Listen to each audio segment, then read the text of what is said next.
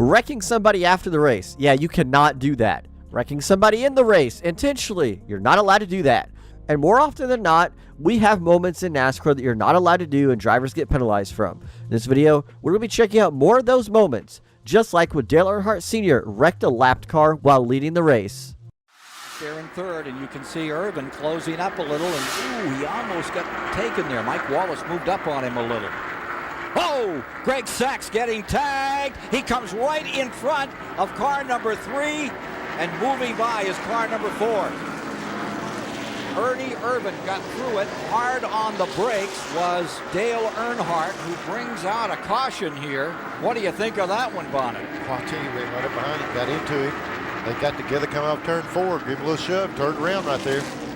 Now, this is an interesting situation.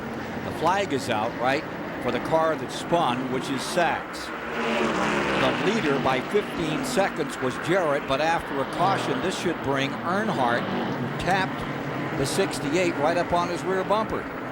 Let's see what NASCAR is going to do here. You see first that Ernie Irvin incident as Mike Wallace came up a bit, and here comes Earnhardt. He's been trying for 6 laps to deal with Sachs. Just gets a little piece of the back end. Around comes Sachs directly down in front of Earnhardt. Whoa, on the bridle there. Slows her down. Does not make contact, but caution is out. This at lap 328. It happened in lap 327. 1 lap penalty on Earnhardt. Let's go to Randy, who's down there in his pit. Well, this team is absolutely irate. Earnhardt came over the radio, guys. He said he never touched him. So I don't know what the camera can see from there, but Earnhardt swears he never touched him. Now, we talked a bit about whether or not they can go the distance. Earnhardt's obviously going to lose a lap here. Here goes the caution car. The first one is by him. As far as guys being able to go the distance, the 4 car thinks they can. Now, we got to wait and see if Earnhardt can get back out front here on a restart and catch a caution to be back in contention. But Earnhardt is definitely upset. And so is Richard Childress. During the 1993 Coca-Cola 600, Dale Earnhardt Sr., when leading the race, crashed into a lapped car of Greg Sachs. This would ultimately penalize Earnhardt and give him a 1-lap penalty for aggressive rough driving. Back in this time in NASCAR, it was very rare that somebody got handed out a penalty like this. It seems like NASCAR is very inconsistent with their rules callings back in 1990s because they didn't know what exactly was rough driving, what was intentional, and what was just an accident. But by the looks of this, Earnhardt definitely intended to get into the lapped car, but unfortunately for NASCAR, even if they were upset at Dale Sr., he was still able to do Dale Sr. things and walk away with the checkered flag, picking up the win that night later on. He has every right to do that, but then you're going to see he's going to accelerate to try to get to the timeline, to try to gain an advantage on the 22 and the 20 that were back there, and in that, he passed the pace car. As we mentioned, this is something we don't see a lot, but we saw it a couple times at Dover earlier today with the 78. Here's Jimmy Johnson's opinion of it. What? Ask down there, man. They told me he pulled up the pit, past the pace car entering pit road. We're the leader. This is absolutely ridiculous, NASCAR. This is the one that was called earlier today, the 78 of March. It's obviously a much shorter distance to get to that line. So the rule is you can't pass the pace car. I agree, Rick. So the leader has to be very, very cognizant of the fact of where the pace car is, because I think you naturally are going to have a pretty good advantage. Chad Knaus, you see him shaking his head. Here's what he had to say on the radio. I guess I don't understand. It was past the commitment line before you ever even broke the plane to the pace car. I don't understand that in the least little bit. So Chad Knaus's argument is that Jimmy Johnson was past the commitment line before he broke the plane of the pace car. But if you look right here and you stop the video, he's clearly ahead of the pace car. So Jimmy Johnson's ahead of the pace car. The commitment line is all the way down here, farther down on the screen. So this is the commitment line that they're going to go over. I understand what he's saying. You're allowed to pass the pace car on pit road. But in that situation, it looked like that he had passed the pace car before the commitment line. They are in the trunk of Tony Stewart, who thought he had fuel pressure issues. Now, Casey Kane angry about that penalty, but it's a computerized timing system on pit road. It's kind of like those red light cameras, and here's what he said. We were going to get run over by a wrecked car because of their wet pit road, and they're going to penalize us? Yeah, we're going to go another lap here.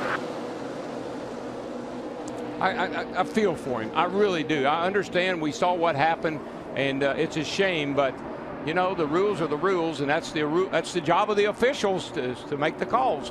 Well, and I think to add frustration, he was already a lap down fighting to get it back, and here he has to serve this penalty, so it just continues to go the wrong way.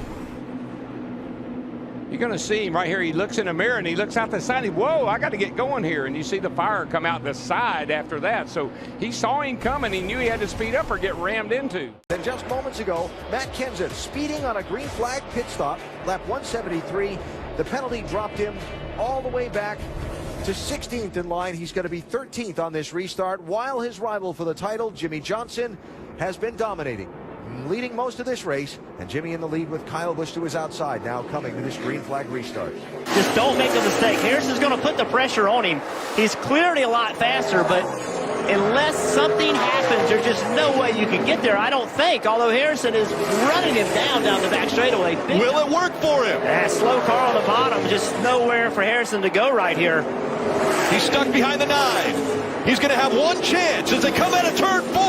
Harrison Burton turns left. He goes by Noah. Harrison Burton's going to win at Texas. This race probably still haunts Noah Gragson to this day. He was fixing to lock into his spot in the final 4 in the 2020 season. All he had to do was make 2 more turns at Texas. And unfortunately, he couldn't do that. When he went to turn 3 and 4, he just slid up the racetrack and let Harrison Burton by. Unfortunately for Noah Gragson, this would be it, and he would not be able to win the race, and he was upset, especially in his post-race interview. Just frustrated at myself. I don't know. I was pretty tight there at the end. I seen Alfredo holding Harrison off, and thought we were getting away, and then I seen the 20 get by the 21, and he ran me down in like two laps, and I knew he was coming. I just didn't expect him to get there. I don't know.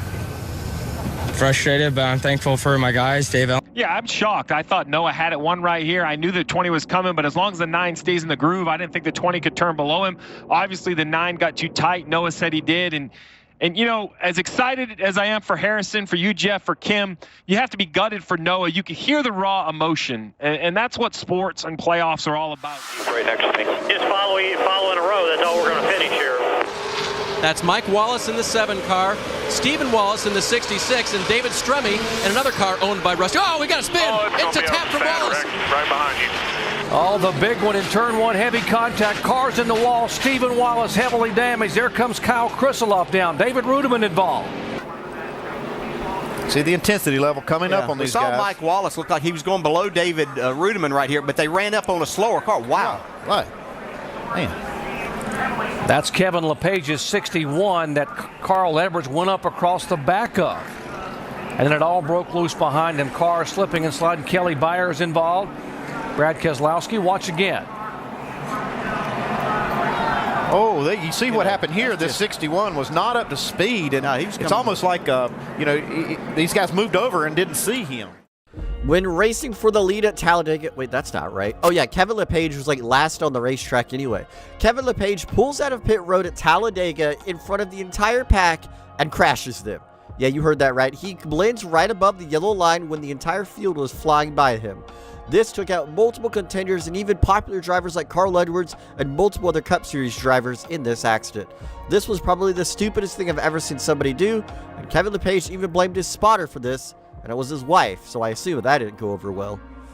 42, you see the door ripped open. Turn 1 area. The 5 car also down there. Both these cars involved in the same accident, I believe. Ty was, and you see a lot of damage there to the driver's side. Oh, I got pedal. And a bad birthday for Kyle Larson. Yeah, I don't know what happened. You okay? Yeah, I think so. Look. Oh boy. My goodness. Oh, and I'm sure Kyle was coming over to apologize. Some sort of mechanical issue on the 5 car for him. Look at that. He is flying when he comes in there. So I heard him say, I have a pedal, which looking back now, maybe he didn't have brakes, and now he does have brakes. That's the one thing that seems to make sense. And to your point, that is why he went over to talk to Ty Dillon. I'd say we're lucky that wasn't worse than it was. I mean, that was huge. I agree, Jeff. That's a big impact. Oh my goodness. Gosh. And Byron's involved. After a brilliant day, the driver of the Relay Chevy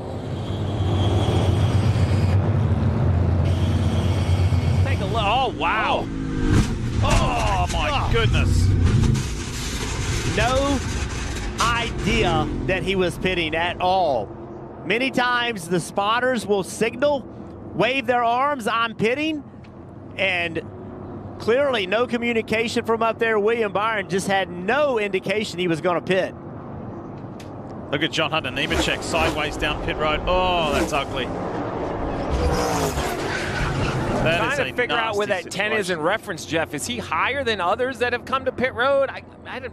There are many drivers that have come to pit road not on the white line. I think you should be on the white line. I know it's a little quicker if you're using more of the racetrack.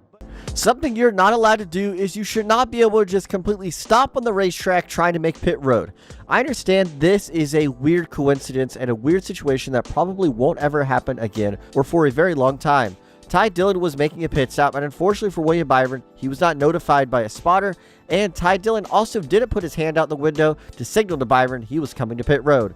Unfortunately, when you combine all those circumstances, it ends up being a wreck just like this. Byron had the dominant car at Las Vegas in 2025, and unfortunately, he was unable to see to the finish. That's like back in your era, Jeff. Oh, no. Oh, no. Almirola Bowman. Oh, the 24's on his side. Remember what I said, Clint, about 21 cars? I don't know if we got there, but man, that took out a lot of race cars and a lot of great race cars in there. I know Eric Almirola was one of the front ones up front. So to his teammate, Christopher Bell. Now that's going to get him to the rear bumper. Big shot. Oh, yep. He just got over on that right side. I could tell you another part of that equation, Jeff. These cars, they have skew in the rear ends. That's obviously for speed and make the cars go fast, make them pull up to other cars. It's also, in my experience, makes them squirrely. When that car hits him, it pushes that car into the steer of the rear end, and it can turn you in a heartbeat. The 2021 Daytona 500 probably had one of the most embarrassing moments for NASCAR drivers. This was so embarrassing. 14 laps into the Great American Race, the biggest race of the season, they collected over half the field in this accident. So many great contenders from Alex Bowman, Martin Truex, William Byron, Tyler Reddick, and Ryan Blaney were caught up in this accident with nothing to show for. This has to be some of the most embarrassing driving at restrictor plate racing I've ever seen in the early stages of the race. And after this accident, the race got even more boring. They just rode single file around the top of the racetrack because everybody was too scared to race because of this accident early on in the race. He's going to be mirror driving. Oh, Stewart's trying to squeeze in there. See that He's hand? shoving to the bottom. See that hand? He just wanted to touch him, man. Just wanted to touch him. Can't get him to the high side. Here he comes. There he turns him. He turns him. Busch in the wall. Here comes Stewart to the checkered flag. And another car gets in the backside. It's Casey Kane. And they're scattering everywhere as they come to the line. Some of these guys hit hard, man. And one of them was Kyle Busch. They're still hitting. Okay, now Kyle's hanging on. He blocks. But he's going to block. Back. And it just ran himself over the 14 car. And here's what happened. Just like we talked about at Talladega and everybody talked about, block me once, that's okay. Block me twice, you're going up in the grandstands or you're going in the wall. And that's what happened. The 18 made 2 swipes at him. One to the inside, one to the outside. Yeah, this one's fair right here. This one's not fair. You kind of had it coming. Yeah, he had that one coming. When you cut back across the hood of somebody after you've blocked him once, and Tony, once he blocked, Tony put the bumper on the outside of him. He was there. Watch the 9. I think it's a 9 car gets takes right in the hit. back. I mean, just clobbers Kyle Busch. And these guys, there's a 31 car, but these guys hit hard right here. Logano finally, his luck ran out. But you see these guys come on him. And just like Kyle Petty said, block me once, block me twice, and you're going to get wrecked. Kyle Busch basically blocked and wrecked himself for the win in the 2009 Coke Zero 400 at Daytona. Something you cannot do. I mean, obviously this block was never going to work out. And when you have somebody like Tony Stewart barreling down behind you, you know he isn't going to lift and give you the extra room you need, especially for a win. Kyle Busch was unable to pick up the checkered flag in this race, and actually it ended up hurting his chances at making the chase. On the black flag. He's turning Clint Bowyer into the wall, collecting Joey Logano. Caution flag is out. That was a real act of a champion. Almirola slides in. Did the leader take the white flag before the caution came out? Step into the garage straight right.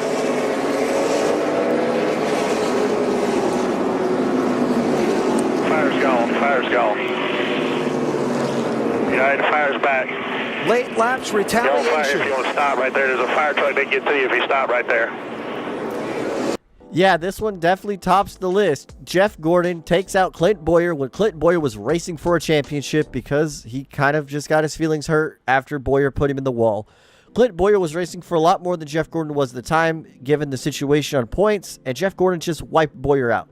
Bowyer would have ended up winning the championship, actually, if the math could have worked out, if he would have finished where he was supposed to before this. But regardless, Bowyer was upset, and so was his team. Frustration. Oh, conflict.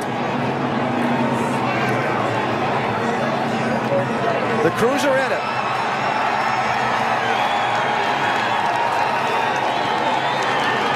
And somewhere in the middle of that is Jeff Gordon.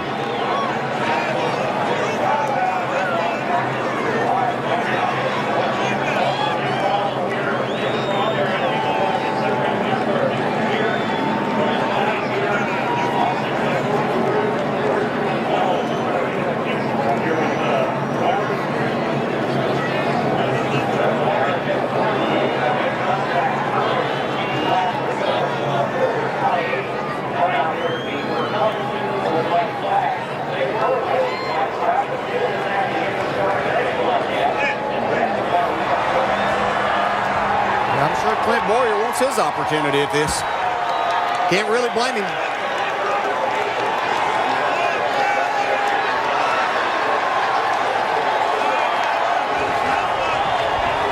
That's stupid.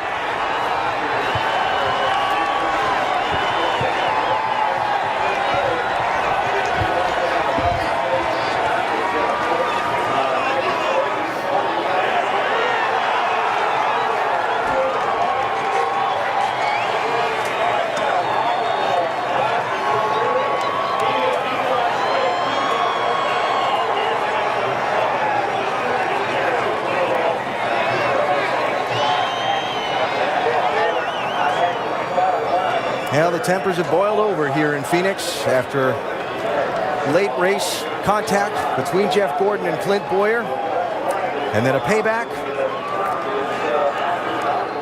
Chase Elliott. Hard impact for Denny Hamlin. That was a savage crash right at the start-finish line. The inside of Chase gets loose. You see him lift out of the gas. The flames crowded Chase, got into him. They saw some retaliation there. Or did Keselowski get into the left rear corner of Elliott there? I got right rear hooked in the middle straight away.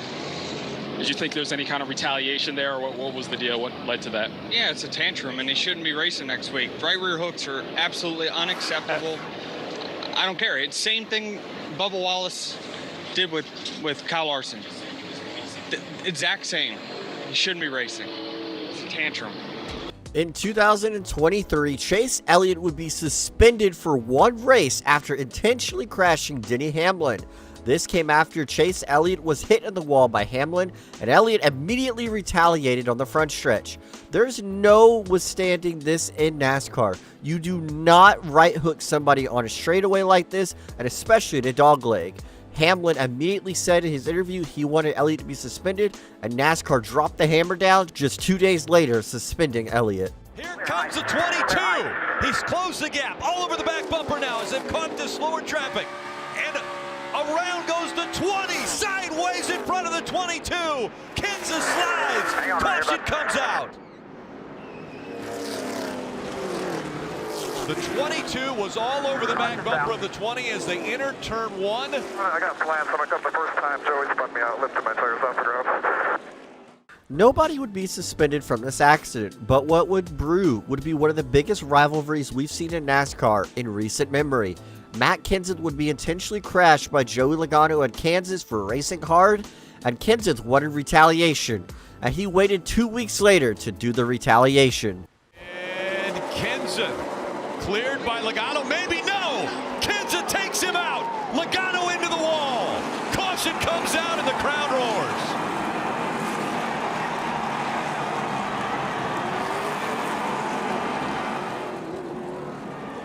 Helmets coming off of the crew members of the 20.